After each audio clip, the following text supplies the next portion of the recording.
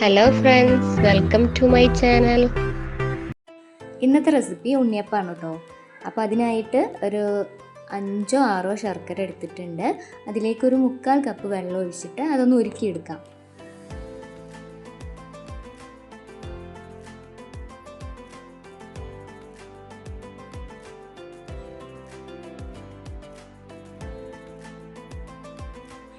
പച്ചരി ഒരു 4 മണിക്കൂർ കുതിർക്കാനായിട്ട് വെച്ചിട്ടുണ്ടായിരുന്നു.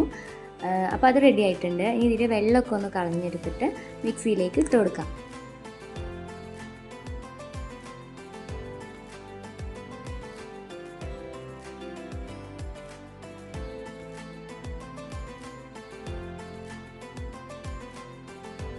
മിക്സിയിൽ ഇത് 2 തവണയായിട്ട് അരച്ചെടുക്കാം.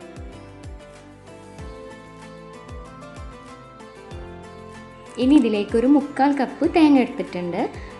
അത് അരച്ച് എടുക്കേണ്ടവർക്ക് അങ്ങനെ ചെയ്യാം, അല്ലാത്തവർക്ക് മാവിൽ ഡയറക്റ്റായിട്ട് ചേർത്തിട്ട് ഇളക്കി കൊടുത്താൽ മതിയാകും. ഇനി ഇതിലേക്ക് 2-3 ചെറുപഴം ചേർത്ത് കൊടുക്കാം കേട്ടോ. വലിയ പഴമാണെങ്കിൽ 2 ചേർത്താൽ മതി. ഇതിപ്പോൾ ചെറുതായ കാരണമാണ് 3 ചേർത്ത് കൊടുക്കുന്നത്.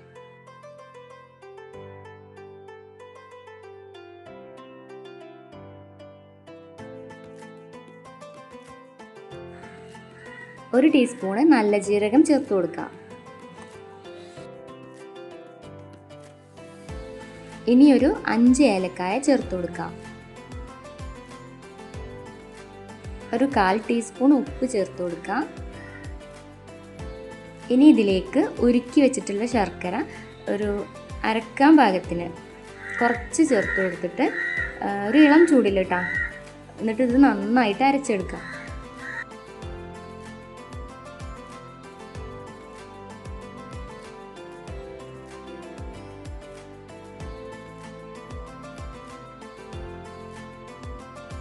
നന്നായിട്ട് അരച്ചെടുത്തിട്ടുണ്ട്. പക്ഷേ ശർക്കരയിൽ നമ്മൾ ശർക്കരപ്പാനിയിൽ അരച്ചെടുക്കണത് കാരണം ഒരു ചെറിയ തരിയൊക്കെ ഉണ്ടാവും കേട്ടോ. ഇനി അതൊരു പാത്രത്തിലേക്ക് മാറ്റി കൊടുക്കാം. 2 തവണയായിട്ടാണല്ലോ ഇത് അരച്ചെടുക്കുന്നത്. അപ്പോൾ ഇനി ബാക്കിയുള്ള അരി, തേങ്ങ, പഴം ഒക്കെ ചേർത്ത് കൊടുത്തിട്ട് ഈ ശർക്കരപ്പാനിയിൽ തന്നെ നന്നായിട്ടൊന്ന് അരച്ചെടുക്കാം.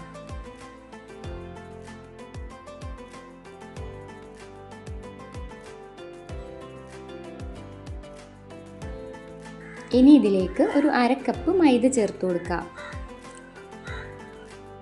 ബാക്കിയുള്ള ഒരു പഴം ഉണ്ടായിരുന്നു, അതുകൂടി ഇതിലേക്ക് ചേർത്ത് കൊടുക്കുന്നുണ്ട് കേട്ടോ.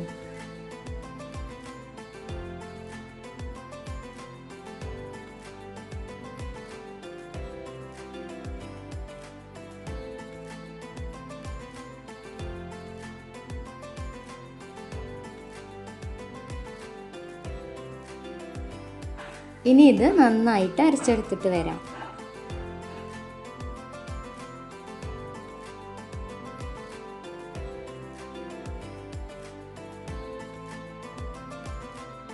ഇപ്പം നമ്മുടെ മാവിന് നല്ല കട്ടിയുണ്ട്, അപ്പോൾ കുറച്ചും കൂടി വെള്ളം ഇതിൽ ചേർക്കാം. അപ്പോൾ മിക്സിയിൽ ഒരു 1/2 കപ്പ് വെള്ളം ഒഴിച്ചിട്ട് ഒന്ന് ചുറ്റിച്ചിട്ട് എടുത്തതാണ് കേട്ടോ ഇത്. അപ്പോൾ അതുകൂടി ചേർത്തിട്ട് നന്നായിട്ട് ഇളക്കി കൊടുക്കാം.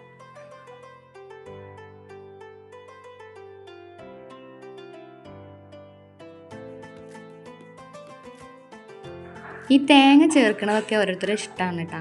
ഇനി ഒരു 1/2 കപ്പ് തേങ്ങ അരച്ച് ചേർക്കണമെങ്കിൽ അങ്ങനെ ചേർക്കാം, അല്ലെങ്കിൽ ഡയറക്റ്റ് ഇങ്ങനെ മാവിലേക്ക് വേണമെങ്കിൽ ഇട്ട് കൊടുക്കാം. ഇതിപ്പോൾ ഒരു കപ്പും 1/4 കപ്പ് തേങ്ങ ഇപ്പോൾ ഇതിൽ ചേർത്തിട്ടുണ്ട്. അതിൻ്റെ ഒന്നും ആവശ്യമില്ല കേട്ടോ. ഒരു കപ്പ് തേങ്ങ ചിരകിയത് ഡയറക്റ്റായിട്ട് ചേർത്ത് കൊടുത്താലും മതി. ഇനി ഇതിലേക്ക് കുറച്ച് കരിഞ്ജീരകം കൂടി ചേർത്ത് കൊടുത്തിട്ട് നന്നായിട്ട് മിക്സാക്കി കൊടുക്കാം. 2-3 മണിക്കൂറിന് ശേഷം ഉണ്ടാക്കി തുടങ്ങാം കേട്ടോ. അപ്പോൾ ചൂടായ എണ്ണയിലേക്ക് ഇതുപോലെ കുറേശ്ശായിട്ട് ഒഴിച്ചു കൊടുക്കാം. ഒരു 3/4 ഭാഗത്തോളം ഒഴിച്ചു കൊടുത്താൽ മതി കേട്ടോ. ആദ്യമായിട്ട് ഉണ്ടാക്കുന്നവരാണെങ്കിൽ ഫസ്റ്റ് നന്നായിട്ടില്ലെങ്കിൽ പേടിക്കൊന്നും വേണ്ട. ഓരോ പൊടിക്കനുസരിച്ചിട്ടൊക്കെ ഈ മാവിൻ്റെ കൂട്ട് വ്യത്യാസം ഉണ്ടാവും. അപ്പോൾ കുറച്ചുകൂടെ മൈദപ്പൊടി ഒരു കപ്പ് അല്ലെങ്കിൽ ഒരു 1/2 കപ്പ് മൈദപ്പൊടിയും കൂടി ആഡ് ചെയ്തിട്ട് നന്നായി ഇളക്കി ചേർത്തതിന് ശേഷം ഉണ്ടാക്കി നോക്കുക കേട്ടോ. ഉണ്ണിയപ്പത്തിൻ്റെ ഒരു സൈഡ് ആയിക്കഴിഞ്ഞാൽ ജസ്റ്റ് ഒന്ന് മേലേക്ക് ഇങ്ങനെ പൊന്തി നിൽക്കും കേട്ടോ. അപ്പോൾ നമ്മൾ ജസ്റ്റ് ഒന്ന് മറിച്ചിട്ട് കൊടുത്താൽ മതി. ഇനി കൂട്ട് ശരിയായിട്ടില്ലെങ്കിൽ ചിലപ്പോൾ മറിച്ചിടാനൊന്നും തീരെ പറ്റില്ല. അപ്പോൾ അങ്ങനെയുള്ള കാര്യങ്ങളൊക്കെ ഒന്ന് ശ്രദ്ധിച്ചാൽ മതി. ഉണ്ണിയപ്പത്തിൽ തേങ്ങയ്ക്ക് പകരം തേങ്ങാക്കൊത്ത് നെയ്യിൽ മൂപ്പിച്ചിട്ട് ചേർത്ത് കൊടുത്താലും നല്ല ടേസ്റ്റാണ് കേട്ടോ. ഈ ഒരു കളറായി കഴിഞ്ഞാൽ നമ്മൾ ഉണ്ണിയപ്പം റെഡി ആയിട്ടുണ്ട്. അപ്പോൾ അതൊരു പാത്രത്തിലേക്ക് മാറ്റി കൊടുക്കാം. ഈ ഉണ്ണിയപ്പം നല്ല ടേസ്റ്റിയാണ് കേട്ടോ. ഉള്ളൊക്കെ നല്ല സോഫ്റ്റായിട്ട് നല്ല അടിപൊളി ടേസ്റ്റാണ്. ട്രൈ ചെയ്യാത്തവരുണ്ടെങ്കിൽ ഈ ഒരു രീതിയിലൊന്ന് ഒരിക്കലെങ്കിലും ഒന്ന് ട്രൈ ചെയ്ത് നോക്കൂ കേട്ടോ.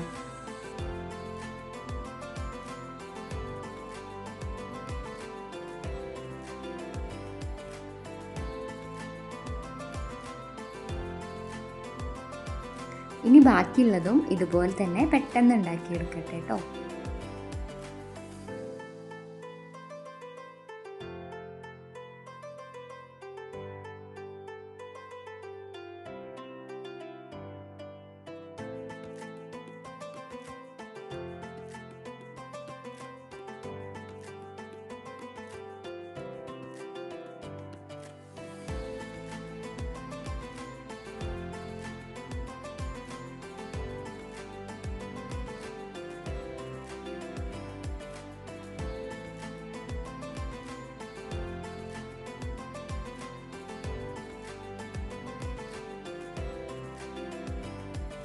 അപ്പോൾ നമ്മുടെ ഉണ്ണിയപ്പമൊക്കെ ഉണ്ടാക്കി കഴിഞ്ഞിട്ടുണ്ട്.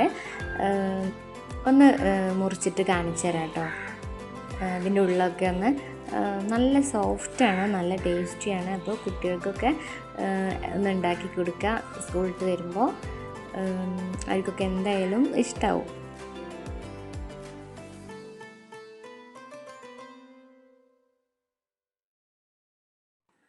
അടുത്ത നല്ലൊരു വീഡിയോ ആയിട്ട് വരുന്നത് വരെ ബൈ ബൈ.